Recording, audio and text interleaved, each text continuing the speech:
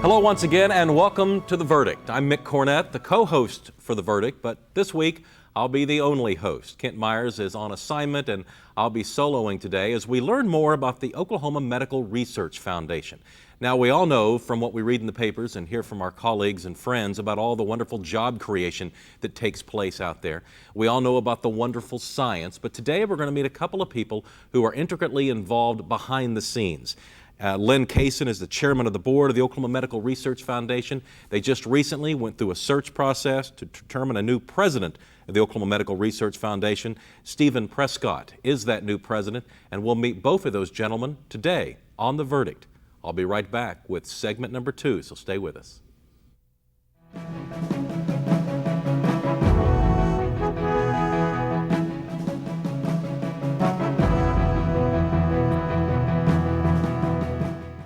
At Chesapeake Energy, here's a few of our favorite Hornets. Alexis likes reading. Sam enjoys history. Alec loves math. Chesapeake is proud to support both the Oklahoma City NBA Hornets and the Young Hornets at Horace Mann Elementary, where over 150 Chesapeake employees mentor to children each week. The students gain a lot from the experience, but not as much as we do. Chesapeake Energy, committed to building a better Oklahoma.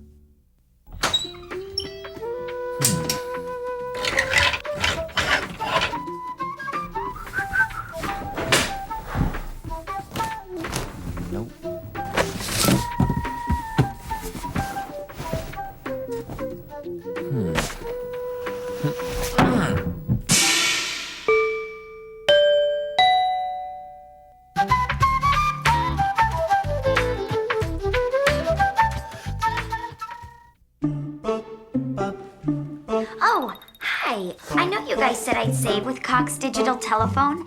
Well, my bill came and... Could this be right? You may be surprised how much you save with Cox Digital Telephone. That's why over 1.5 million people have switched. So this really is a total? Lovely. Because I think I found a good use for the savings. With Cox, there's no waiting for the other shoe to drop. The only surprise is there's no surprise at all. Knowing the fundamentals of basketball pushed me all the way to the NBA. Now let me help you reach your goals. Join me and Oklahoma City's top coaches for a great week of basketball at the Chris Paul Youth Basketball Camp. Presented by the Oklahoma Ford Dealers, Devon Energy, Loves, and the Oklahoma. Choose from 2 great locations at Heritage Hall or Oklahoma City University, June 19th through the 23rd. For more information or to register, visit www.chrispaul3.com.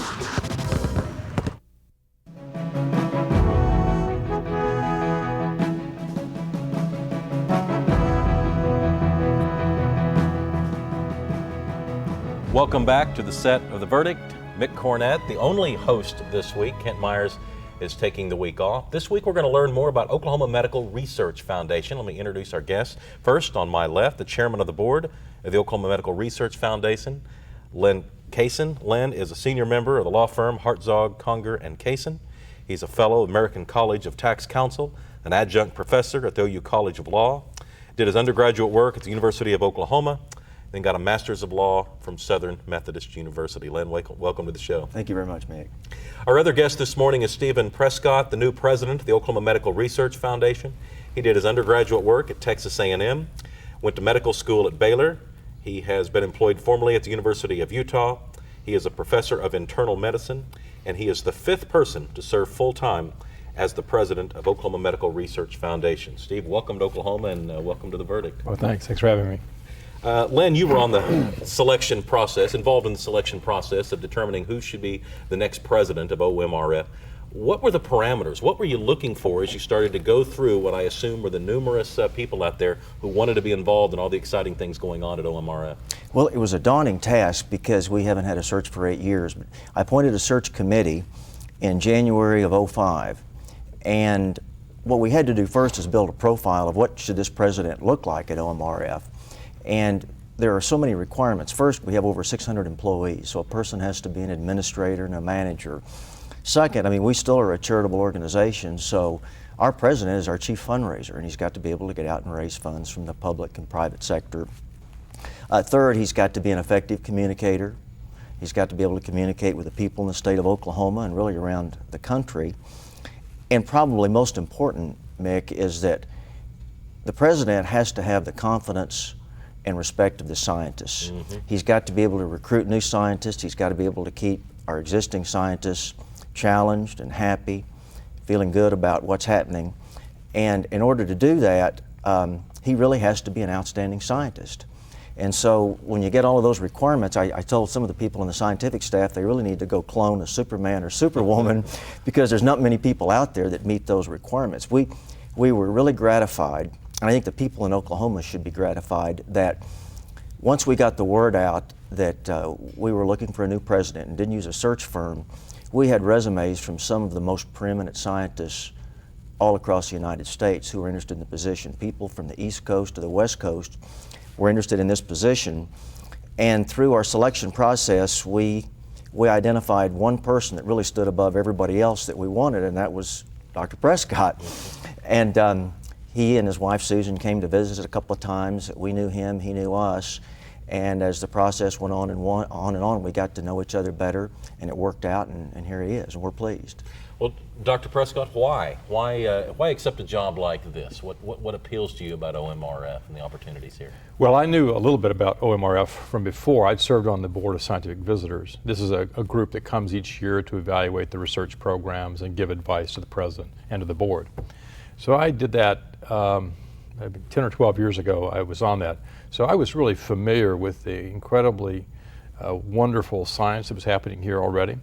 I knew 2 or 3 of the scientists personally through some collaborations and other interactions we'd had.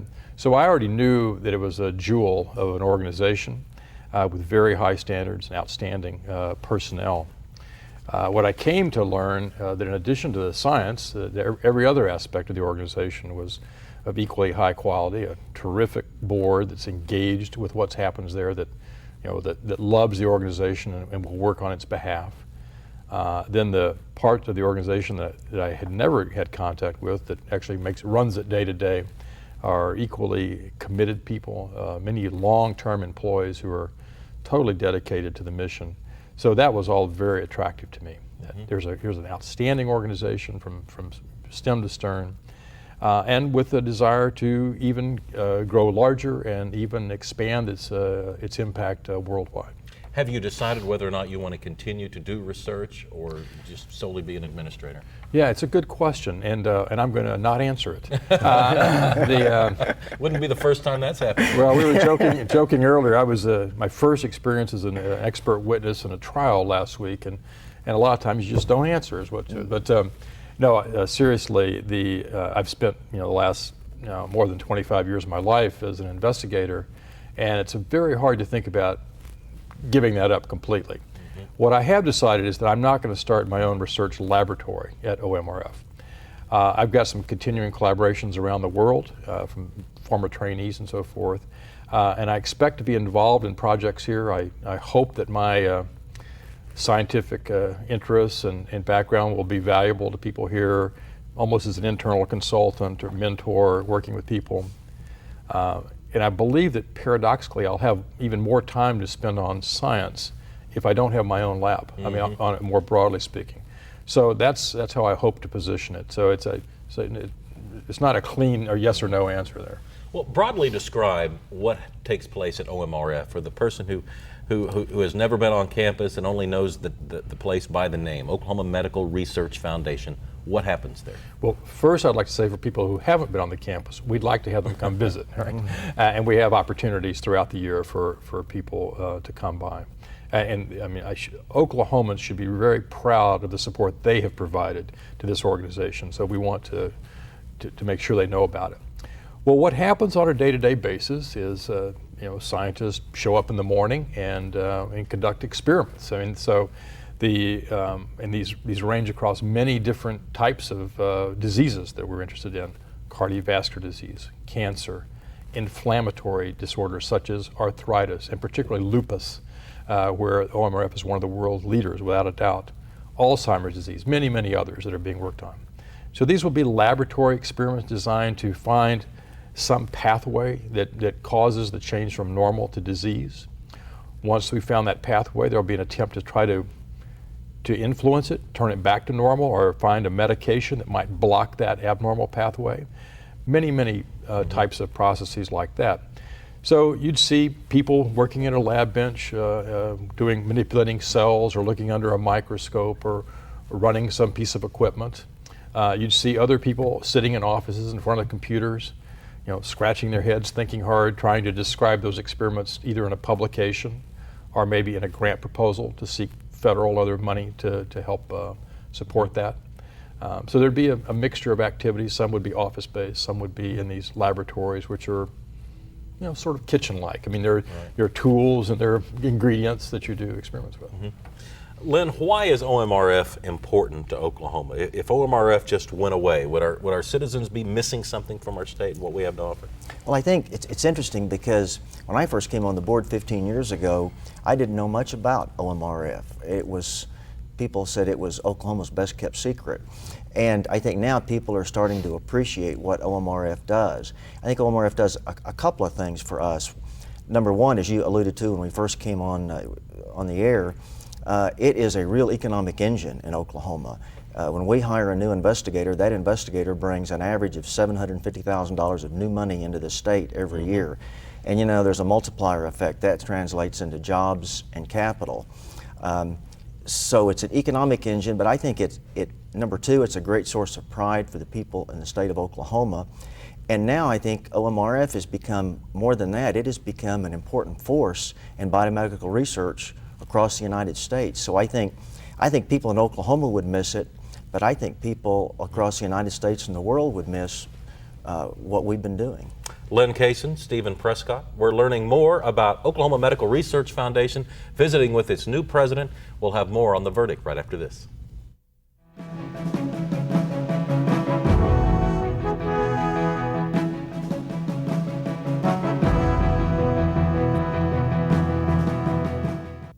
The Journal-Record is pleased to be a sponsor of The Verdict. The Journal-Record, since 1903, the best source of Oklahoma business news and legal information. RSM McGladrey. We're accountants. We do taxes, business valuations, estate planning, and consulting. And we're right here in Oklahoma working with the owners of small and medium-sized businesses. Steve Wilsey and Stuart Meyer have the resources and the experience. RSM McGladrey. In Oklahoma City, the phone number is 405-843-5311. As someone who works in Oklahoma's oil and natural gas industry, I know how hard we're working to meet our current energy needs. But there are a few things all of us can do to reduce the amount of energy we use, starting right around the house, like installing a $20 programmable thermostat and turning it down, because each degree above 68 can increase a bill by as much as 3%. It's amazing how putting a little effort in can keep a lot of energy from getting out. For more energy-saving ideas, visit oerb.com. I don't see anything wrong in the education community suing the state. What is good for the state in the future? Do we give tax breaks now? The Democrats never asked that question for 60 years. I don't want to use the word civil, but sometimes there's a little more methodical debate that takes place. It's more than just talk when you go inside the issues with Pat Hall and Jim Dunlap. Produced by Cox Communications exclusively for the Cox Channel. Hello? Anybody home? Hi. Digital Max. Welcome to the neighborhood. Hello, kid. Whoa. I haven't seen a digital tangle like that since... Yeah. You need Cox Connections. With one connection, you get the whole digital enchilada. Kind of like this. Wow. What are you waiting for? Get one connection to all your digital services from Cox. I think I pulled something. Your friend in the digital age.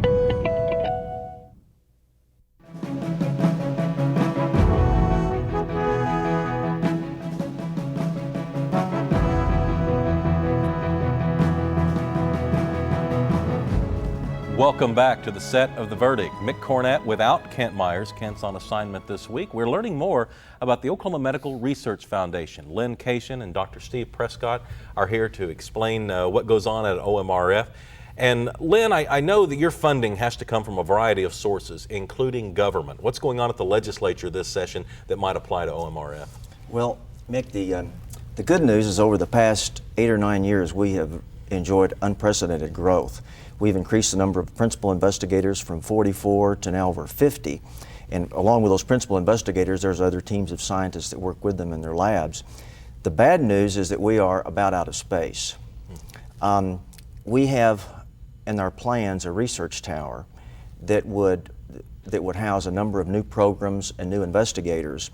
And we are particularly pleased that members of the state government are very supportive of us and supportive of our plans, and they know that when we bring new people in, it does raise money and also is good for science. And we have been particularly pleased that Governor Brad Henry has been supportive. Treasurer Scott Meacham has also been very supportive on the legislative side, Todd Hyatt, Mike Morgan. And so there are hopes and plans that we can come up with some sort of private-public partnership with the state to help us fund the construction of a research tower, which would create jobs and capital for the state. And so I don't know how that's going to turn out this legislative session, but we're hopeful and we certainly are appreciative of what everyone's doing for us. Dr. Prescott, it's been communicated to me in the past that one of the paradigms for this type of facility is if you build great facilities, you'll attract the best doctors. And if you attract the best doctors, you'll attract the other best doctors because they want to be where the facilities are and the other best doctors are. And I assume that's part of the goal in this process. Well, it's absolutely right. I mean, to do this, you have to have key resources, and the financial and physical. But the ultimately is human resources. Ultimately, right? If you don't have the best people, you will not have the best organization. You're right. To get the best people, you have to offer them a good opportunity, right? You have to have good facilities with equipment, with colleagues that they enjoy interacting with, and that will stimulate them. Sometimes a little internal competition is helpful, So it's absolutely, and I think OMRF has done a great job of that. And as Lynn was saying, the challenge for the next decade is to continue to expand. Not just for expansion itself. I mean, that's a silly reason to try to get bigger. The legitimate reasons, in my opinion, are that there are certain types of projects you can only do if you're a certain size. And I think for some of those, OMRF is sort of on the cusp of is it big enough. So being a little bit bigger would be desirable, and that means we need new space. We need to go find the best and the brightest to fill those new slots. So you're right, they feed on themselves. And I think this has been one of the great traditions here of high quality, high standards, beautiful facilities, and that all ultimately derives from the support of the public. What sort of budget are we talking about at OMRF? The current budget is in excess of $50 million a year, operating budget. Yeah. Any idea what the payroll is? Most of that. Yeah. So it's your costs are personnel driven. I should know. I've seen this year's budget, even though today's my first day on the job. But yeah, typically in an organization like this, it's about 2/3, and that's about right. And there are a lot of high profile, sometimes controversial by ethical standards or for whatever reason, issues out there. Mm-hmm. Is OMRF involved in any of those? And I'm talking obviously about stem cell research or any number of cases out there that are involving ethical issues. Sure. There certainly are stem cell experiments ongoing at OMRF. There are no, to my knowledge, I'm confident there are not any. They're on human embryonic stem cells. But we have leading scientists in the stem cell field, typically using some kind of model system like mouse cells and so forth. So it's a very exciting area. I've been involved at the national level in the debates and comments on this. I think one has to be respectful of religious sensitivities and opinions about this, and at the same time try to make sure that we take advantage of the really remarkable opportunities for the future. Now, I don't think that stem cell treatments are going to revolutionize things right away in the next few years, but I do think they're crucial for the future, and we intend to lead that, particularly some of the labs on these mouse studies. Short-term, long-term goals, what's on your agenda? Well, my short-term goals are to learn more about the organization and get familiar with every aspect of it. That's just mine, since I'm so new. To start building relationships with the community, for me, to ensure that the support continues to be strong, and so that we can grow. And then there, as I say, this modest level of growth over the next few years to decade, I think is crucial for the future. So that will clearly be one. Sorry, I can't be more precise about how much growth that is, but I just don't know yet. But it's clearly we need to grow substantially, and I think that's will be the major goal. And at the same time, ensuring quality as we do it. Now, that growth won't just be within OMRF. It'll also be in the broader community. One of the things that most attracted me here was the remarkable track record of OMRF in taking things from the discovery aspect in the laboratory out into the private sector. I mean, actually to making medications that help people. Right? And for an organization of its size, I'd argue it may be the most successful anywhere in the country at taking these discoveries, putting them into the marketplace. So it's really quite dramatic, the number that are already either in the market or are headed that way very soon for a place its size.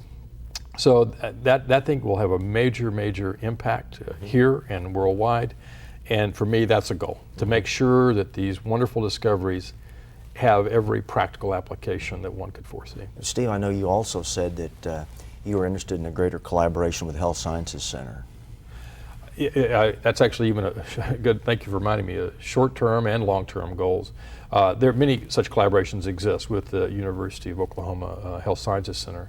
I think those have to be broadened and deepened and strengthened because part of this area sometimes goes by the term translational research.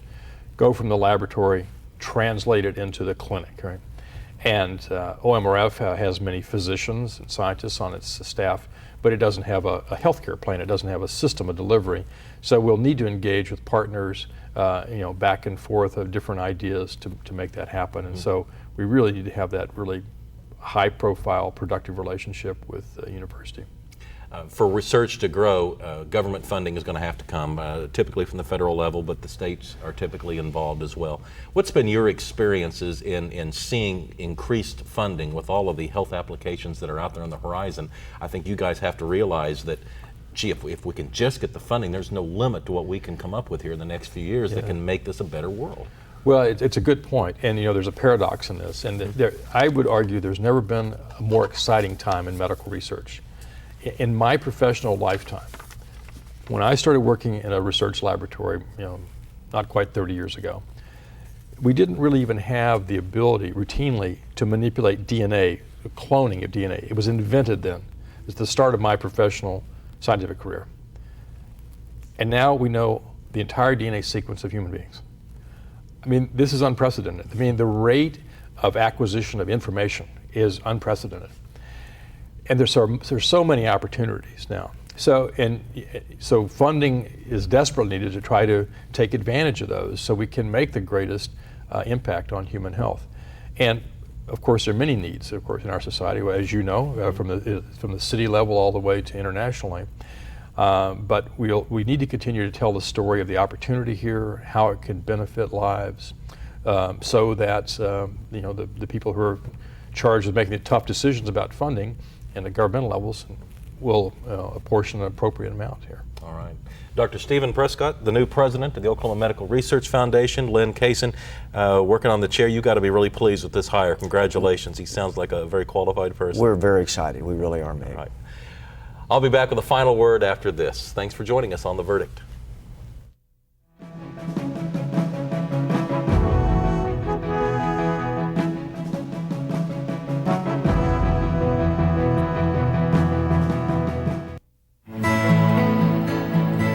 The good life comes naturally to Tulsa, where nature's beauty is matched with an eye for aesthetics. A legacy of neighborhoods graced with lawns and landscaping and handsome homes.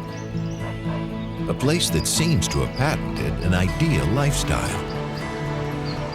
Bank First is loyal to the quality of life Tulsa assures its citizens, to the priority placed on education, culture, and growth. Loyal to builders who transform raw land into residential charm. Developers who see opportunity and add vitality to Tulsa's economy.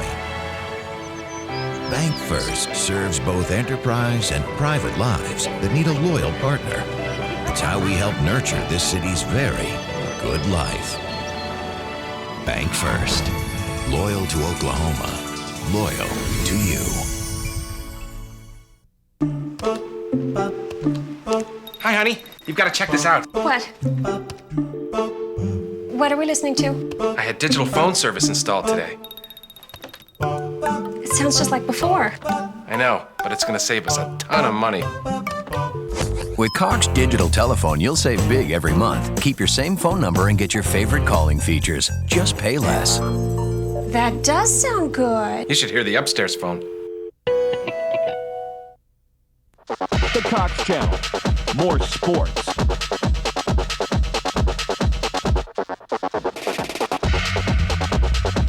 More fans.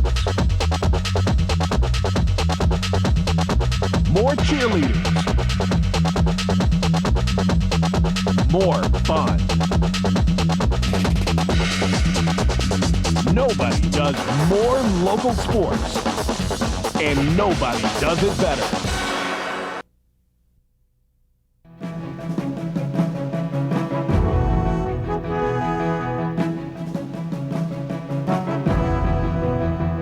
Welcome back to The Verdict. I want to thank Lynn Cason and Dr. Steve Prescott out of the Oklahoma Medical Research Foundation, two terrific guests telling us more about what goes on out at OMRF.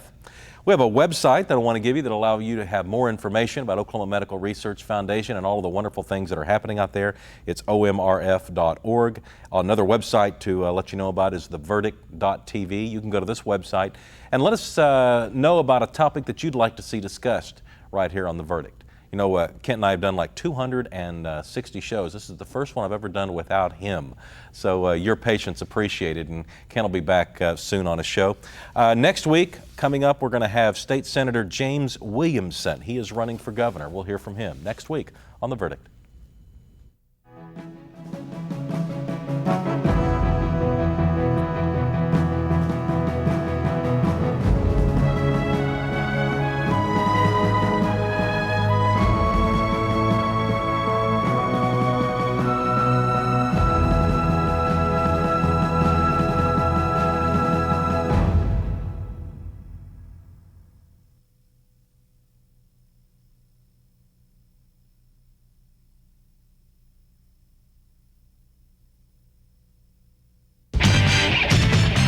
The preceding program was produced by the Production Services Group at Cox Communications, exclusively for the Cox Channel.